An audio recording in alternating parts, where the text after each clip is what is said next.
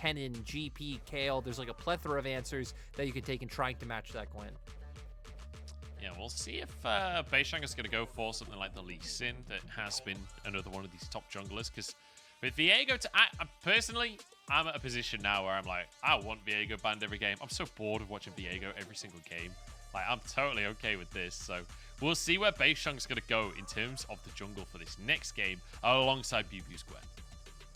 Yeah, I'm very curious. Beishang, again, you already hit on the Lee Sin, is something he could always look towards, but if they want to maybe opt to more of like this like peeling style, maybe could even just take a page out of Tian's books in terms of, you know, trundles or things along those lines. For TS now, though, so you know you're going to play into this very kind of anti-dive backline AD carry. Now for TS, I think you just pick the Ezreal into it. They're already hovering it right now. You can just once again look to play out from a range and just kind of have that Wukong as follow-up engage. Once you've already taken some of those members low, he can look for flanks, and WE gonna round out with the Rakan. Yep, I like it, especially for Kedaya. First off, you got the Xayah Rakan, but also Kedaya's Rakan, comfortably his best champion in my mind. Like, that when I think of Kedaya, I think of Rakan. So excited to see that as a combo for WE. But I'm also excited to see Wayward on this Jayce. The Jayce does so exceptionally well against the Gwen in the top side when piloted well. So we'll have to wait and see how that's going to work out. With Karma being banned away from WE, it looks like Enchanter supports are the target. But alongside Ezreal, it just makes sense to ban the Karma. Yeah, it's definitely one of the go-tos in top esports. Taking away some of the more bold jungle picks so far. And heck, 3 bans now put in the way of Beishang. We have seen a Vi pick, right? I can't remember who it was that played Vi. It was JJ. It was JJ for EDG. Yes. But it was very good at shutting down. I think it was against FPX, and it was LWX on Ezreal, and he just ults every single time, and it was so easy for the rest of the team to follow up. So I can actually get behind the ban in the context of Ezreal's going to be one of our premium carries, and that's the way that he survives. And they're following the same strategy with the following ban, right? Taking away the Nocturne, so taking away things that can heavily dive onto TS. TS once again telegraphing. Again, the same play style as Game 1 in terms of just being able to play out with poke, playing out through long range. And now for WE, I'm curious to see where they go with jungle. Lee Sin being the only thing that really jumps to mind, now highlighting the Volibear, kind of very much in a similar vein in terms of all about the early skirmishes. You do have some engage, obviously typically wanting to look for a flash Q or ulting into Q range, which could also be quite hard into what TES have done. I would expect the Leona to be something that comes out for the side of top, and then it's about where do you go with mid lane. You could honestly look back towards Ahri once again, but that could also just set WE up for something like the Lissandra coming in. Something like a Yuumi or a Renata being the hobbers right now from Mark. Both really good disengage, but deciding that they need a way to start a fight as well outside of just the Wukong. So going with that Leona and a Knight with the Ahri, I'd love to see that again. I mean, Taliyah works. Like, I feel like all of these picks do similar things, right? Where you're going to have a lot of mobility and a lot of ways to start a fight. Yeah, for Knight, it's about seeing where that preference lies and just finding out, again, how highly certain teams value Taliyah. Seems like top esports are just going to go towards the Ahri pick that we speculated. And now for WE, I mean, heck, they might be the team that looks to go back to the Taliyah, with Sandra already being something that we hit on. While we wait and see, I got to say, when TS were hovering the Yuumi, I'm a little bit sad. I hear TS have been playing some funky things with Yuumi and scrims, and it would be really cool to see JackeyLove on something crazy with Mark on Yuumi. We'll get it one day, Munch. One day. Especially with Ezreal. Like, Ezreal Yuumi's just so obnoxious to deal with, especially when you can't dive them. But it is going to be that Taliyah locked in for Xiye. And look, Xiye looked great in game number 1. I feel like Xiye was absolutely not the issue for the side of WE. Like, consistently finding those picks. At least he was the MVP for WE, you know, in terms of what happened in that game. So we'll have to see. This time, BiuBiu, though, with that Gwen, we saw him kind of losing out to the Gwen in game number 1, with Xiye having to come and sort of bail him out in a lot of those situations. We'll see how that top lane matchup changes the dynamic here. Yeah, again, it's just really crazy in my mind to see how, like, again, the priorities have come from, like, pre-split rumors compared to, like, expectation, right? Taliyah is something we've been hitting on all day, but I remember, again, just enchanters in general, things like the Yuumi I was hearing were becoming more prevalent. Obviously, the Lucian Namis, the Karma Ezreals, these are things we've seen. But even like Senna lane, Senna's banned so consistently. There's like a lot of picks that we thought coming into the LPL from what we'd heard teams were playing just aren't really ending up being seen or aren't prioritized as heavily or just prioritized more heavily to where they're consistently banned out. So it feels like we're ending up with a lot of similar drafts to what we had in spring and not like deviating too far other than like a pick or two. So both teams in this draft keeping similar identities, I think, to what they had in game one. Yeah, and I expect that will develop over the course of the split, right? We'll see. Obviously, there's going to be a couple of patches coming in. Once 12-11 comes in, I anticipate the meta will shift slightly because it's quite a big patch.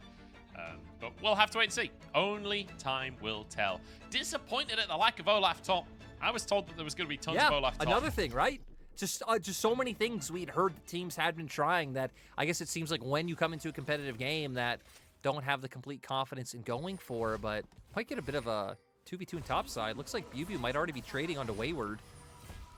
Yeah, so I don't think it's going to turn into anything in the end. Tian going to go for the reset. The ward dropped there by Beishang.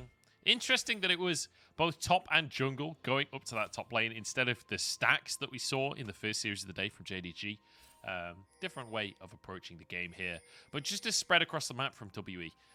And once again, I'm trying to set my own mental expectations for WE off of this series. And, you know, they're against a team that you expect to be towards the top of the table by the end of this split.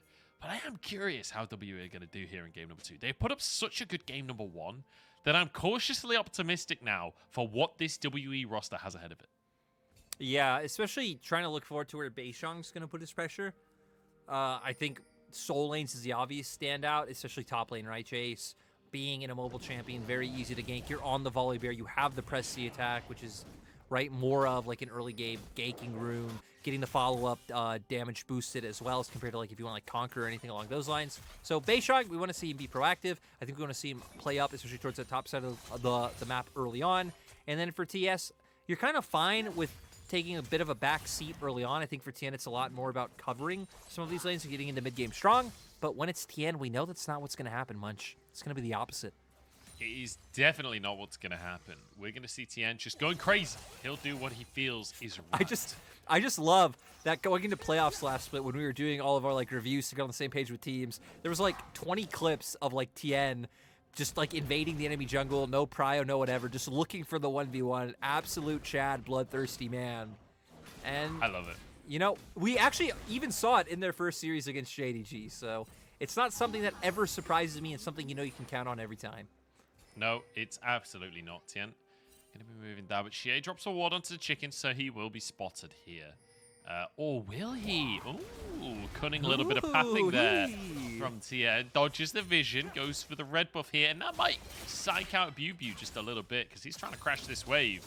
Doesn't know where the enemy jungler is.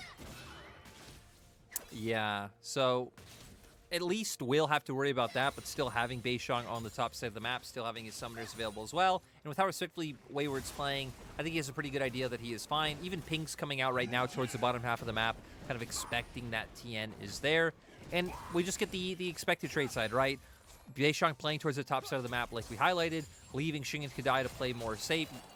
Scuttles should just be traded as well, and maybe won't get too much action on this first clear. If BiuBiu gets the crash like it looks like he will, then you can look for a return gank once you do get the bounce back. Yeah, we're getting a good little trade as well as landing that CS. Very important in those kind of situations to be able to get the damage out, but also maintain your CS because, as we know, Gwen will be able to get the push early on, but that should now bounce back, and Wayward maybe can find a little bit of pressure of his own. Is Knight trying to crash the wave, but it's actually finding itself in a very bad spot for him. Playing towards the bottom side as Tian is there, but got an engage onto Xing here. A lot of damage. Ignite going to be cleansed away. Good knock up there onto JackeyLove. It's going to be a bit of damage traded back, but big trades in favor of top esports. Yeah, nice of JackeyLove to like milk every little bit of damage out of that trade as well. Not being afraid of the feathers coming out from Xing, knowing, hey, I'm fine. He can't kill me. Just looking to get more damage down onto Kedaya as well. So far, nice trade in the end coming out for TS bot lane, but still, it's just one summoner for one summoner and no other ganks. I still on Beishang, now being around the bottom half of the map. I think TS bot lane should recall, and it looks like that's what they're doing. So there won't even be an opportunity presented to him. Yeah, the frog coming out from Wayward there because he missed a cannon. Absolute tragedy in the top lane. BiuBiu, clearly just the better top laner. Call him it. Call him it, Munch. Call him the name you want to call him. We all know you're thinking it. I genuinely don't. What name? Good. It wasn't broadcast appropriate anyway. Okay. Continue. I'm not even sure what joke we're making here, so I'm just going to move on. But yeah, that's the part of hysterics that rubs off onto me when I don't know what I'm saying either. Yeah. Well, look, it happens. It happens to the best of us. We just have to move forward with our lives and accept that sometimes not knowing what you're saying is exactly right in the LPL, because a lot of the teams don't know what they're doing. No, but Beishang knows exactly what he's doing. We're finally seeing what we've been hitting on since early game. Beishang ganking Wayward. No, Beishang, don't kill the ward. Don't do it. I mean, what were his options? Just walk past and not get the gank, or at least get to 15, go for a ward. I'd take the ward as well. Okay, he should definitely kill the ward, but you know, he made the attempt up towards top side, not able to find it. BiuBiu is going to get a recall off, has TP, so the wave won't be in too bad of a spot. We'll have to use that one to get back up there. And which does mean TP advantage now for Wayward, right? BiuBiu going for that TP. Wayward can just walk this one up because he knows that the wave is pushing back towards him. So Wayward having to... Oh, hang on. Oh. That's a really long-range Zenith from Mark. He'll be okay.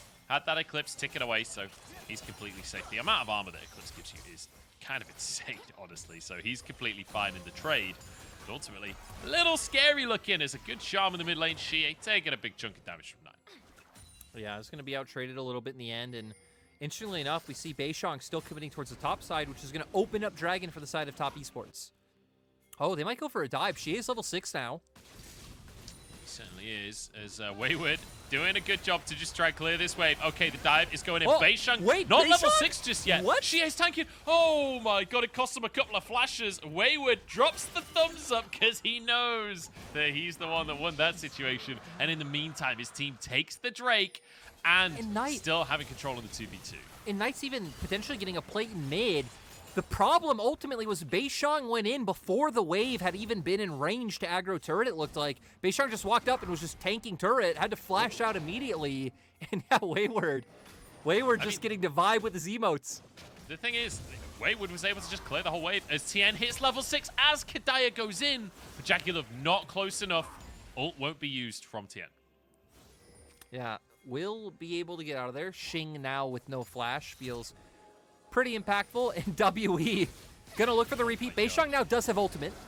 Yes, he does. Turns the tower off and goes for the play onto Wayward here. Wayward stuck under the tower. No flash available. One more tower shot though, and Wayward gets the trade and has teleport available once he respawns. Yes, right. Holding onto that TP earlier. Gonna come in clutch now, so hopefully shouldn't miss too much of the wave.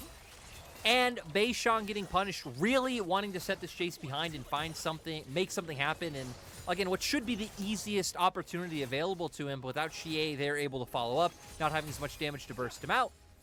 And nothing going according to plan so far for WE. But hey, gold's still even. Gold is still even, but not a great situation for BiuBiu, who now, after trying to get a big lead, it's just ended up with the enemy top laner having an early kill. They're still even in CS, so Wayward not really falling far behind off of the play that WE were trying to brute force up there. And now it's going to be top esports starting this Herald off. Beishang in the area. Xiye's here as well. As you see BiuBiu starting to move down. Misses a couple of minions to try and make sure that he's a part of this play. 1,400 on this Herald. It will be smited away. Tian grabs it. WE think better of the situation. And ultimately, just nice use of the TP from Wayward, right? TP's in, is able to force the wave in. They move Mark up first and leave JackeyLove bot, so they were even pushing in this bot lane the whole time, to where WE trying to commit their full bot lane to the fact we're a little bit late on trying to contest that one. So ultimately, win over for the side of TS. WE going to try and take advantage of the fact that they know they have numbers on the opposite side of the map and steal away this red buff. Yeah, Beishang at least gets something out of the passage of play, but I'd take the Herald over the red buff any day of the week. But hey, when the Herald's already gone over, take that red buff as a consolation prize here. Now BiuBiu trying to get some trades onto Wayward, trying to do what he can to answer what has been happening in this top side. That's going to be the needlework used. And it's enough to stop Tian just going straight for the play immediately, but it won't be enough to stop this Herald play happening top. Yeah, okay, I was going to say, I hope TS not just going to, like, overcommit to any sort of dive first. We've seen diving Gwens could be quite hard. Doesn't have the needlework available, so would just be working with his W in terms of survivability tools. Look at the minimap. Kedaya making his way up right now to try to help BiuBiu. Are they going to go for the dive on this one? Looks like it. The knockup is there. Damage onto BiuBiu. Can they finish the kill? Tian flashes out, and that means Tian is, it's going to be Wayward tanking. He ends up going down. Knight now. Going to be screwed on that one. Has to dash away. Can't quite finish the kills. Yeah, ult still ends up in a 1-for-1. Turret dives in this series not working out the way either team would like. Not the same as what we saw, again, come out from JDG in the previous series. Ultimately, though, kudos to Kedaya. Roaming over, they know the play's coming. I believe they did spot out Tian as well because I think they already had that ward in the tri-brush. And we're able to read it perfectly, knowing that Xing is fine in the bottom side, considering he does have his ultimate, and even having Beishang hover in the area just to give added insurance that nothing bad happens to Xing.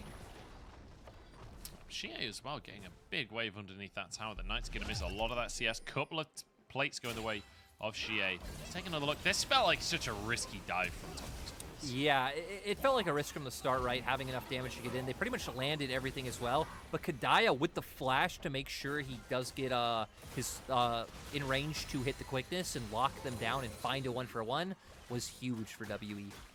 Yeah, really nice play from Kedaya, honestly, to save the situation, because it's one of those ones where if it goes badly, it can go extremely badly and fall out of control for BiuBiu, which might be what's happening here in the top side as he's really starting to lose these trades. Will just be a Herald dropped in the mid lane instead. Can they stop the Herald getting the charge? Maybe, if they can proc the eye. Oh, Smite wow. available. Very nicely done by WE. Yeah, TS just doing it in the face of 3 members, not respecting the fact of the damage able to come out to stop that one from going down. Dragon about to come up as well. WE already walking into River, and they're 4 members strong. JackeyLove will be able to join up because he does have push in bot side, but if WE can find an engage before he makes it, Kedaya? Yeah, if WE can find an engage first, they would be able to take a fight, but now we'll just be a full-on 4v4. Kedaya barely taking any damage, honestly, from Knight at this point. He's not got a mythic finished off. Drake started. Remember, the first one went the way of top esports, keeping our eyes on Tian for the smite. Beishang tanking up currently as JackeyLove trying to get poked from the backside of the play. Now they go in. Knockups galore. True Shock barrage across the team, but it's damage going the way of WE to start it off. There's one kill as Mark trying to escape with his life, but the rest of the fight on the other side going the way of top esports, and Mark still survives. I can't believe he lived this one. Drake and everything for top. And I didn't think top would be able to pull it through. JackeyLove's initial Qs weren't connecting, but still Tian able to find a huge ultimate combo with the True Shot barrage. Knight able to get in there. So many members of W were just locked up by that CC that the continuous damage able to come out from top esports was enough to secure the Dragon. Beautifully done there by top esports. Tian gets a very cheeky Hex Gate out as well. And in the meantime, Wayward completely zoned BiuBiu away. BiuBiu was forced all the way back to the red buff as Wayward was farming between towers. So really, really good stuff from top esports across the map. Yeah, and we can see the fight already starts off with Beishang and Kedaya taking some damage. But look, 3 members ultimately knocked up by the Wukong Cyclone. JackeyLove free hitting on the opposite side of the fight the whole time. And then Knight starting to pop off with these spirit rushes, and that's how Mark survived. The cheeky stopwatch in the end to make sure he didn't go down, and at the same time, Tian just finishing off the Dragon the whole time. And the fact, like, you know, we're ogling at the fact that Mark survived this fight, right? But ultimately, the fact that WE are committing absolutely everything to try and finish Mark off, like, he's the support. Even if he dies, it doesn't actually matter in the grand scheme of this play. Yeah, means nothing. So it's a bit of a tragedy, really, for WE that that's the way the fight went. I feel like the target selection from them, a little suboptimal, as it's 6-2 now on the scoreboard. 2,000 gold in the lead for top esports, as well as those 2 Drakes. It's all looking pretty peachy for a 2-0, unless WE can show us what they're made of. I want to be proven wrong. Interestingly enough, we have Mythics coming across the board as well, and Xiye going towards Leandries this time around. As I'll pause on talking about it, though, is TS wanting to still look for this. Knight and Xiye are both on their way up, but most importantly, Kedaya, the only support moving over.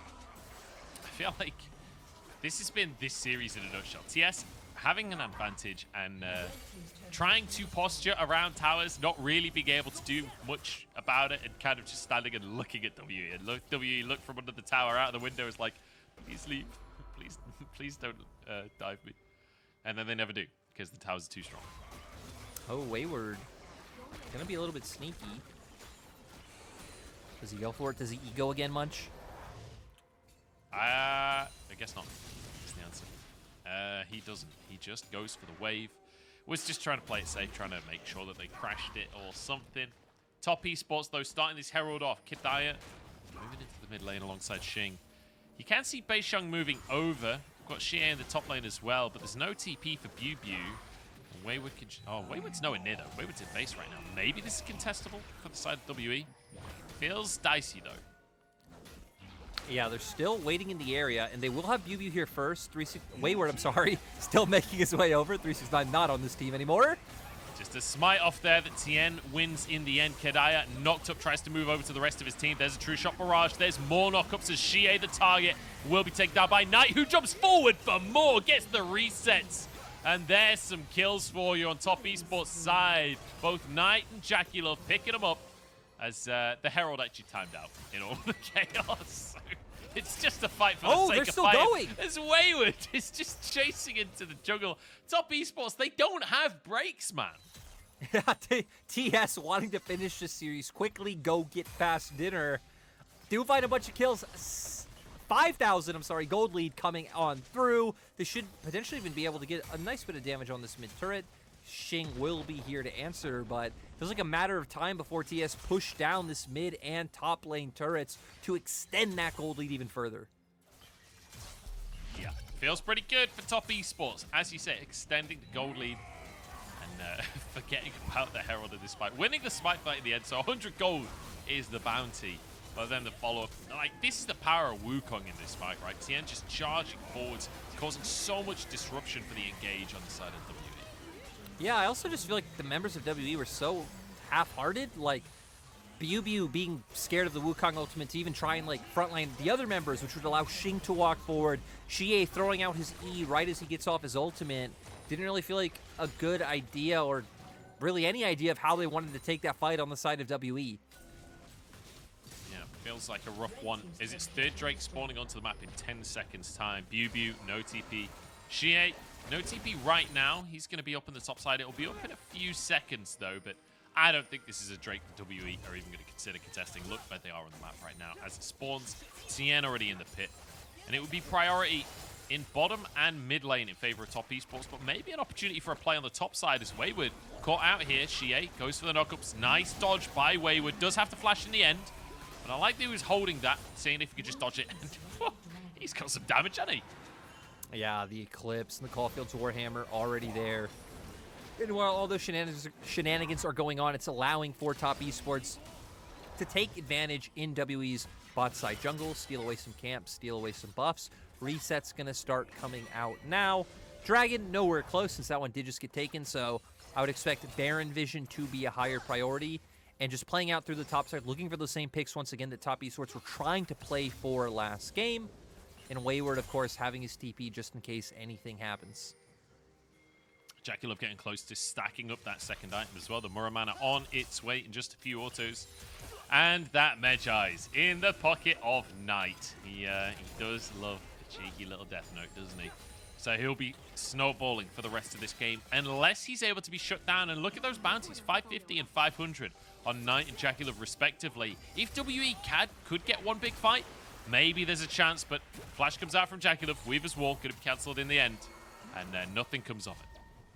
Yeah, so, I mean, trading ults for a flash, you'll take that any day as a side of WE. Now got to be a little bit hesitant if a fight does break out right now as Mark it's just canceling the back. Yeah, and now Wayward wants to find the engage, but he worked ground, gonna try and stop the potential follow-up here. But look at Knight. I see a full turret topside. I'd say that's worth a solar flare if I were you. I'd say that's worth dropping a support ulti that's already a third of the way back off cooldown again.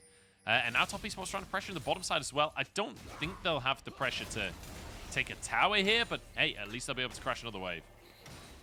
You know, this series was like a great reflection of who TES is as a team, right? From how game 1 went, and then coming into game 2, having this dominant early game lead, and being able to snowball out of control. I mean, the only thing we were missing was, like, a game where they actually lost and did something really troll, and then you would have, like, each end of the spectrum of TES's games. And it's almost always... Well, the thing is, here's the problem with the theory, is that the reason top esports always have a troll game is because they win game 1 so hard that they're just like, we can do whatever we want. And then they do whatever they want, and then they lose a game because they didn't respect. There's Knight, does whatever he wants, and finds himself a kill on the bottom side. Just completely destroys BiuBiu. There's a couple more stacks for his Death Note. And Tian looking for a flank. Wayward coming on for the journey as well. Beishang the target. Ult not going to be used just yet. Wayward could be in trouble here. Oh, as Beishang. everyone just jumps in, but it's a good knockup from Tian. Mark is in the mix as well. And it's just going to be a 1-for-1 at the end of it. JackeyLove trying to finish off Beishang. One more Q. Oh, he can't quite get in range. Wait for his E to come off cooldown. And he will find a kill in the end. Knock up onto Mark. Can Kedaya and Xiye finish anything off? Doesn't look like it. Yeah, JackeyLove having to burn the heal as well to even get closer in range to be able to finish that one off. And now for top esports, they're going to go and start up this Baron because like Munchables just said, they think and they know they can do absolutely anything they want. They own this rift, and WE are just living in it while paying some rent. So take this Baron. We will see if WE can test, but I think it's gone. It's gone. Yeah, the rent that they're paying is the 300 gold that it gives Knight every time he finds a kill in the jungle. He's actually got Lich Bane. It's his third item on Ahri there, alongside the Medjay. So 14 stacks on that Medjay and a Lich Bane just to have a little bit more upfront burst. Yeah, a little bit more upfront burst, more damage coming out after as well from the Spellblade proc. And here, right, Beishang making a nice turn, jumping over the wall to make sure they guarantee themselves one kill, but still multiple members of top esports. Here, JackeyLove able to chase down on this top side, and Mark with a really nice flash to make sure he follows up on Xiye as well, who also had used his own flash, and more action! BiuBiu's already dead. I don't know if this counts as action or if this just counts as murder. Wayward jumping in the middle of everyone, gets a shield from Mark as well, so it's not even traded as Xiye falls. And top esports are just, I mean, they're embarrassing WE at this point. This is just brutal. They're just styling on everyone as Kedaya gets forced underneath his towers. Oh, the ult goes wide. Kedaya, good little dodge there, but Beishang won't be so lucky as JackeyLove gets yet another kill. And, I mean, look, it's not over, but it's over. You said murder. Oh. Murder most foul on Summoner's Rift. Can you believe it? There have been 19 murders so far this game in cold blood. But top esports committing 16 of them. That's a lot of jail time. That's all I'm saying. Yeah, now they're just going to be able to push on through. Like you said, this game is everything but done and dusted. And by that, I mean it actually is done and dusted. They're going to turn to Dragon now, though. That will be Soul for them. Doesn't look like WE even really have any hope or way of contesting. They do have members up, but could they make it there in time? The answer is they won't even try. Wayward wants to find a pick! What? Oh my days. See you later, Kedaya. My God. JackeyLove finishes off the Drake. And that is going to be Salt Wayward on a ward this time. Oh, this surely is the end of Wayward. He's on a sweeper. He doesn't know that they know, but he flashes over. There's a blast cone. Can he get out? He just tries to turn it around instead. And now Tian going for a 1v4 question mark? That seems a little aggressive. Won't quite go for it just yet. Hey, it's a pick for WE. We take those. Yeah, big win side of WE. Still 12K gold behind, but any small victory they can have, we will take as top esports. I mean, they're not too concerned with it. They're still just going to keep pushing forward as a four-man unit. They know they have the stats to be able to take any fight they want, and that locking down JackeyLove will be as hard as JackeyLove himself makes it. Yeah, meaning that it could be very, very easy defending. Very easy. But not easy for Beishang, who just gets completely shredded. Look, last-ditch attempt comes through from WE. You can't blame him for trying one more time. Xiye knocked off of his wall and will be finished off as well. There's a couple more stacks for Knight, as I believe he's on about 20 at this point as we're closing this game out. Xiye getting onto, Xing getting onto the fountain there. But top esports will be able to just get onto the towers. And I think a much-needed confident win for Top Esports after the performance they had against JDG. I think a lot of people expecting that to be a better performance from Top Esports than it ended up being. Knight finishing this one with 22 stacks on his Medjais. That will be the Nexus towers falling, but we're going to get one more fight out of this one as BiuBiu charges forward and cuts him in half. What is the damage out of Gwen all of a sudden? Knight trying to escape with his life, keeping his Medjai stacks alive. JackeyLove still going strong. He jumps forward. He finds the kill. Beishang alone as he jumps forward, but it will not have the damage. And JackeyLove ease forward. The man is insane, and he's immediately punished. I love JackeyLove for doing that. The game's still going to be over. Wayward's hitting the Nexus, but my God, JackeyLove, that E forward was beautiful. Top Esports take their first victory in 2022 summer split of the LPL.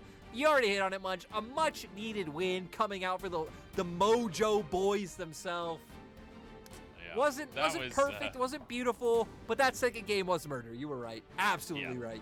Absolutely brutalized. And, you know, JackeyLove going for it at the end. I realized what the play was, you know. They've destroyed the Nexus towers. The reason they're going for the fight, Knight was only on 22 Medjai stacks. They had to get him to 25 before they destroyed the Nexus.